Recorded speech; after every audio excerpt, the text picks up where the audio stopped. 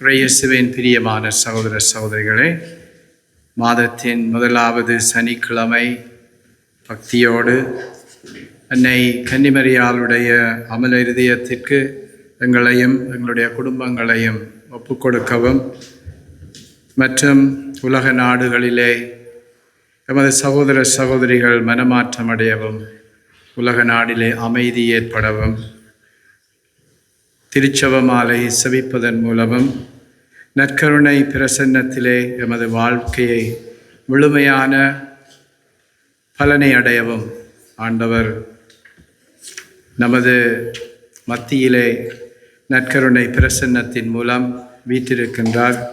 எங்களோடு பேச எங்களை அழைத்திருக்கின்றார். பல்வேறு விதமான அலுவல்கள் இருந்த வேளையிலும் நாங்கள் இந்த நாளிலே இந்த 1 மணி நேரத்தை இறைவனோடு எமது ஆன்மீக தேடலிலே முழுமையாக பங்கு பெற்றுவதற்காக நாங்கள் கூடியிருக்கின்றோம். எனவே இந்த நற்கருணை ஆராதனை மூலமும் இந்த திவ்ய திருப்பலியின் மூலமும் எங்களையும் எங்களுக்குள் இருக்கின்ற ஒவ்வொரு தேவைகளையும் எங்களுடைய ஆன்மீக ஈடேற்றத்தையும் முழுமையாக ஆண்டவரிடம் ஒப்புக் கொடுத்து அதற்கு ஏற்ற மக்களாக நாங்கள் இதிலே பயன்பெறவும் நாங்கள் பங்காளிகளாக மாறவும் இந்த வேளையிலே நாங்கள் எங்களை ஆயத்தம் செய்வோம்.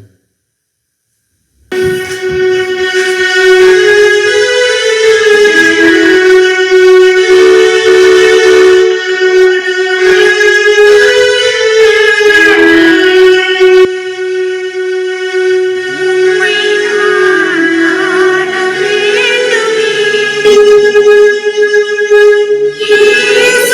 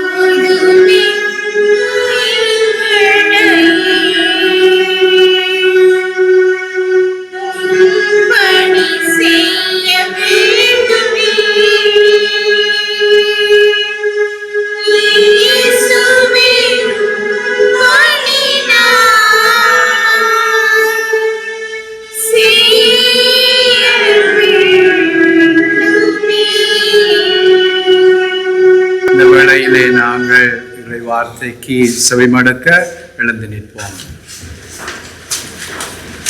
ஆண்டவர் உங்களோடு இருப்பாராக. யோவான் எழுதின செய்தியிலிருந்து வாசகம். அக்காலத்தில் இயேசு யூதர்கள் கூட்டத்தை நோக்கி கூறியது, விண்ணகத்திலிருந்து இறங்கி வந்த வாழ்வு தரும் உணவு நானே. இந்த உணவை எவராவது உண்டால் அவர் என்றுமே வாழ்வார். எனது தசையை உணவாக கொடுக்கிறேன், அதை உலகு வாழ்வதற்காகவே கொடுக்கிறேன். நான் உண்பதற்கு இவர் தமது தசையை எப்படி கொடுக்க இயலும் என்ற வாக்குவாதம் அவர்களிடையே எழுந்தது. இயேசு அவர்களிடம், உறுதியாக உங்களுக்கு சொல்லுகிறேன், மானிட மகனுடைய சதையை உண்டு அவருடைய இரத்தத்தை குடித்தால் ஒழிய நீங்கள் வாழ்வு அடைய மாட்டீர்கள். எனது தசையை உண்டு என் இரத்தத்தை குடிப்பவன் நிலை வாழ்வை கொண்டுள்ளார்.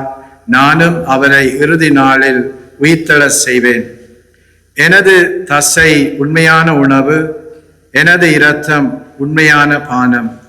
எனது தசையை உண்டு எனது இரத்தத்தை குடிப்போர் என்னோடு இணைந்திருப்பர், நானும் அவர்களோடு இணைந்திருப்பேன். வாழ்வு தரும் தந்தை என்னை அனுப்பினார், நானும் அவரால் வாழ்கிறேன். அதுபோல் என்னை உண்போரும் என்னால் வாழ்வர். விண்ணகத்திலிருந்து இறங்கி வந்த உணவு இதுவே. இது நம்மோர் உண்ட உணவு போன்றது அல்ல. அதை உண்டவர்கள் இறந்து போனார்கள். இவ்வுணவை உண்போர் என்றும் வாழ்வர். கிறிஸ்து வழங்கும் நற்செய்தி.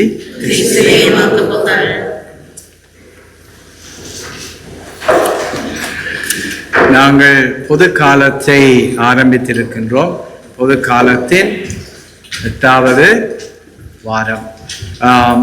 பெந்தகோஸ்து திருவிழாவை தொடர்ந்து அதற்கு பிறகு வருகின்ற கிழமை ஞாயிற்றுக்கிழமையில் நாங்கள் போன ஞாயிற்றுக்கிழமை என்னத்தை நாங்கள் கொண்டாடினாங்கள்?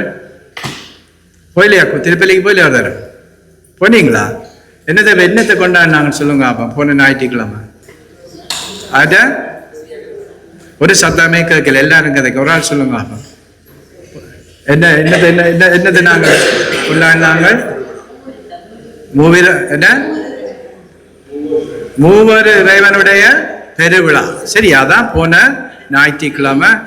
அதனுடைய மறையுண்மை, தந்தை மகன் தூய ஆவி ஒரே கடவுள் 3 ஆட்களாக எங்களோடு பேசி எங்களை படைத்து எங்களை அச்சித்து மீட்டு எங்களை தூய ஆவியானவர் வழிநடத்தி கொண்டு வருகின்றார். எங்களை அவர் தூய்மைப்படுத்தி கொண்டிருக்கின்றார் என்ற பெருவிழாவை நாங்கள் கொண்டாடினோம்.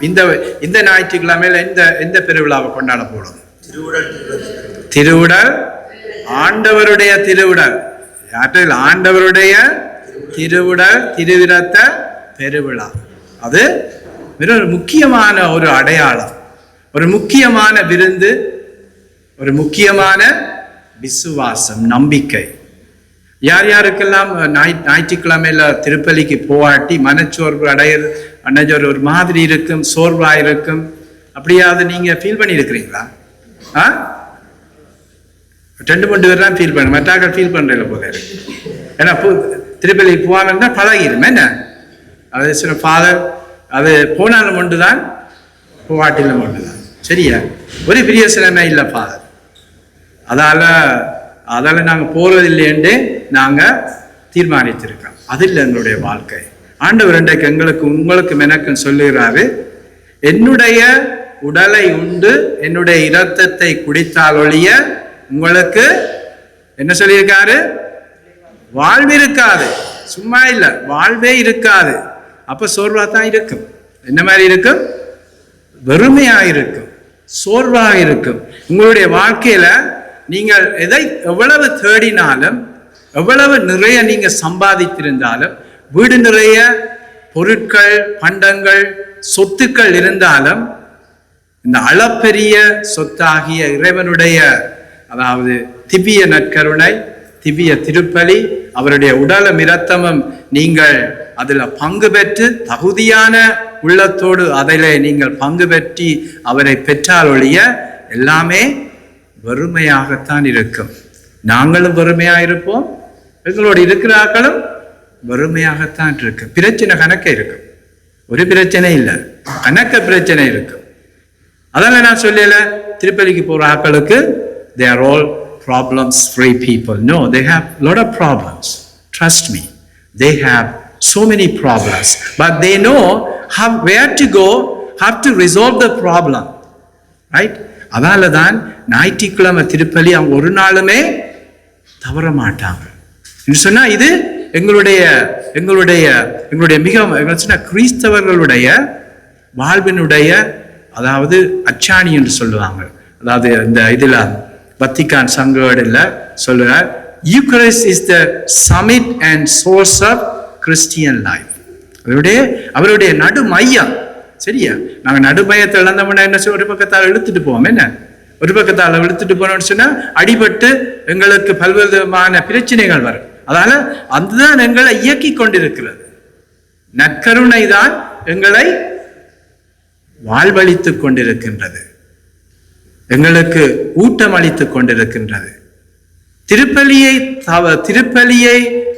திருப்பலியோடு நாங்கள் இணைகின்ற பொழுது, திருப்பலியோடு நாங்கள் வாழுகின்ற பொழுது, அதால நான் பூசை என்று சொல்றேன் இல்லை, நாங்கள் இது பூசை இல்லை, நாங்கள் சைவர், நான் ஐயர் இல்லை, நாங்கள் திருப்பலி என்ன செய்யறோம், நாங்கள் திருப்பலி, நாங்கள் பலி, இறைவனுடைய பலியை எங்களுடைய பலி பொருட்களோடு சேர்ந்து நாங்கள் ஞாயிற்றுக்கிழமையிலும் கடந்திரு நாட்களிலும் இறை வார்த்தையோடு முழுமையாக ஒப்பு கொடுக்கின்ற ஒரு நிகழ்வு, ஒவ்வொரு கிழமையில நடக்கின்ற உண்மையான நிகழ்வு.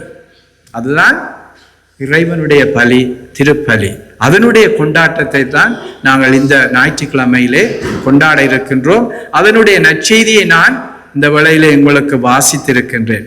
அதனால இந்த யோவான் எழுதிய நற்செய்தி 6வது அதிகாரம் மிகவும் ஒரு முக்கியமான பகுதியாக யோவான் எங்களுக்கு கொடுக்கின்றார். என்னத்துக்காக சொன்னா, யாருக்காவது தெரியுமா என்னத்துக்காக என்று? என்னத்திலிருந்து தொடங்குது 6வது அதிகாரம்?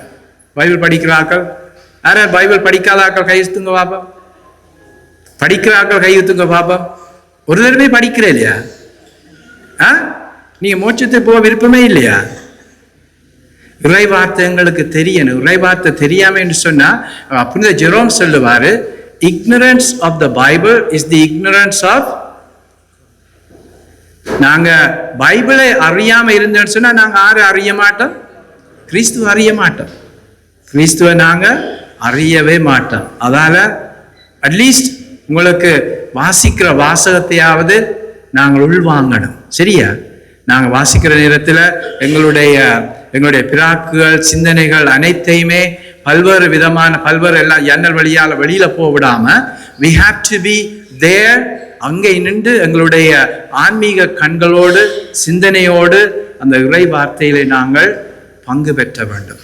அதாவது யோவான் எழுதிய 6வது அதிகாரத்திலே அப்பங்களை பழுகின்ற அந்த நிகழ்வோடு புனித யோவான் தன்னுடைய தொடர் மறையுரையை தொடங்குகின்றார். இதை பற்றி இதன் சொன்னா நற்கருணையை பற்றிய மறை உண்மை. ஒரு நீண்ட அதிகாரம். சரியா? நீண்ட அதிகாரம். சில நேரம் ஃபாதர், என்ன ஃபாதர் நீங்க 10 நிமிஷம் இது சொல்லிட்டீங்க, பிரசங்கம் சொல்லிட்டீங்க, 15 நிமிஷம் சொல்லிட்டீங்க, 20 நிமிஷம் சொல்லிட்டீங்க. சில நேரம் நாங்கள் முணுமுணுப்போம், சில நேரம் நாங்கள் மற்றவர்களோட ஷேர் பண்ணோம். ஆனா ஆண்டவர் இந்த அதிகாரம் ஃபுல்லாவே ஒரு மறை நிகழ்ச்சியை கொடுத்தார், ஒரு மறையுரையை கொடுத்தார். எதை பற்றிய மறையுரை? நற்கருணையை பற்றிய மறையுரை. அப்பங்களை பழுக, 5 அப்பங்களையும் 2 மீன்களையும் பழுக செய்து எத்தனை பேரை கொடுத்தாரு? சின்ன பிள்ளைல நாங்கள் படிச்சோம், என்ன மறைக்கல்லில படிச்சோம், 5 அப்பத்தையும் 2 மீனையும் எடுத்து 5000 பேருக்கு வயிறார கொண்டு நாங்கள் படித்தோம். அதுக்கு பிறகு அவர் ஒரு நல்ல ஒரு நீண்ட ஒரு ஆழமான ஒரு மறையுரையை கொடுக்கின்றார். அதனுடைய விளக்கம் என்னன்னு சொன்னா, இதுதான் உங்களுடைய வாழ்க்கை. சொல்றாரு, என்னுடைய உடலை உண்டு இரத்தத்தை குடித்தாலொழிய உங்களுக்கு வாழ்க்கை இருக்காது. அதனால நீங்க அதை தொடர்ந்து நீங்கள் அதை பெற்றுக்கொள்ள வேண்டும். அதே போல என்ன நடக்கும்? எங்களுக்கு என்ன நடக்கும்? இறுதியில நாங்கள் இறந்து போய் இறந்து போகின்ற பொழுது எங்களுக்கு என்ன செய்வார் ஆண்டு சொல்லியிருக்காரு? எங்களுக்கு முடிவில்லாத வாழ்வை கொடுப்பாரு. சரியா? இந்த உணவு கிறிஸ்துவனுடைய விருந்து, இந்த திவ்ய நற்கருணை பலி இவ்வுலகத்தில் மாத்திரமல்ல, மாறாக மறுவுலகத்திற்கும் ஏற்றதான ஒரு உணவாக, பானமாக எங்களுக்கு இந்த திவ்ய நற்கருணை எங்களுக்கு கொடுக்கப்பட்டிருக்கிறது. அதனால நாங்களுடைய இதிலே உன்னதமான கொடையை, உன்னதமான மகிமையை, அதனுடைய முழுமையான மறை உண்மையை நாங்கள் விளங்கிக் கொண்டு அனுபவித்து அதை நாங்கள் கொண்டாட வேண்டும். சரியா? we have to celebrate, right? we have to celebrate. அதனால ஞாயிற்றுக்கிழமை திருப்பலிக்கு நாங்கள் போக நாங்கள் ஆர்வமாக இருப்போம், மும்முரமாக இருப்போம். என்ன அலுவல் இருந்தாலும் என்ன செய்வோம்? அதை நாங்கள் பிறகு செய்து கொள்ளலாம். திருப்பலி எங்களுக்கு எல்லா நேரமும் கிடைக்காது. Maybe that's going to be a last திருப்பலி. மேபி இது ஒரு இறுதி திருப்பலியாக இருக்க முடியும். எங்களுக்கு தெரியாது என்ன இதுக்கு பிறகு எங்களுக்கு என்ன நடக்கும்னு சொல்லி. ஆனா ஆண்டவர் எங்களுக்காக இந்த நற்கருணை வடிவத்திலே, நற்கருணை விருந்தின் மூலம் எங்களுடைய வாழ்வை வளமாக்கவும் அதை எப்பொழுதும் மகிழ்ந்திருக்கவும் அழைக்கின்றார். எனவே அன்பான கிறிஸ்தவ பெருமக்களே, சகோதர சகோதரிகளே, நற்கருணையை உணர்ந்து நற்கருணைய மகிமையை பெற்று நாங்கள் வாழவும் வளரவும் நாங்கள் தொடர்ந்து. சில பேர் நீங்க அந்த அடோரேஷனுக்கு போறார்கள், நற்கருணை சந்திக்கு போறாங்க. என்ன போறீங்களா? அது இந்த சில கோயில்ல சாப்பிள் எல்லாம் அந்த இது என்ன எழுந்தேட்டம் பண்ணி வச்சிருக்கிறோம். இதான் எழுந்தேட்டம். என்ன இதே மாதிரி நாள் புள்ளா சில கோயில்ல வச்சிருக்கிறோம். யாருக்கு அதுக்கெல்லாம் போறீங்களா? அவங்களோட நான் கேட்டிருக்கேன், அவங்களோட அனுபவம் என்னன்னு சொன்னா, அவங்களோட வாழ்க்கையில ஃபாதர் பிரச்சனை இருக்கு, ஆனா வெளிச்சம் இருக்கு சொல்லுவாங்க. They have shared with me. I'm not just making it up. This is the reality. This is the living reality. They go through it. பிரச்சனைகள் இருந்த பொழுதிலும் அவருடைய வாழ்க்கையிலே வெளிச்சம் இருக்குது. வெளிச்சம் வேணுமா? இருளில இருந்தேன்னு சொன்னா, வெளிச்சம் வேணும்னு சொன்னா ஆண்டவரிடம் செல்லுங்கள். உங்களுக்காக அவர் காத்து கொண்டிருக்கின்றார். நீங்க அவருக்கு முன்னால இருந்து பக்குவமா இருந்து அவரை நீங்கள் பார்த்தாலே போதும். அவர் உங்களோடு பேசுவார், உங்களோடு அந்த உறவை மீண்டும் மீண்டும் ஆழப்படுத்துவார். நற்கருணை உறவு எங்களுக்கு கொடுக்கப்பட்ட ஒரு மிகவும் மகத்தான உறவு. அந்த உறவிலே நாங்கள் தொடர்ந்து வாழவும் மற்றவர்களோடு பயணிக்கவும் நல்ல நம்பிக்கையோடு இருக்கணும். என்ன நம்பிக்கை இல்லாம எடுத்தோன்னு சொன்னா இது மாதிரி கோயில்ல கொடுப்பாங்களா, சைவ கோயில்ல என்ன கொடுக்கறது, அந்த பிரசாதம் மாதிரி தான் இருக்கு. It does nothing. You have to have the faith in the Lord, right?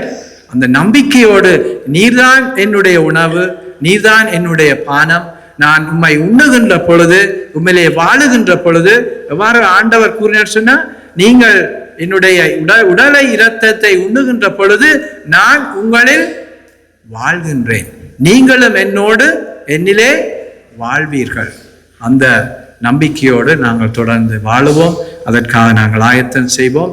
இறைவனுடைய திருப்பிரசன்னத்தின் நற்கருணை ஆசீர்வாதங்களை பெறுவதற்காக நாங்கள் தயாரித்துக் கொள்வோம்.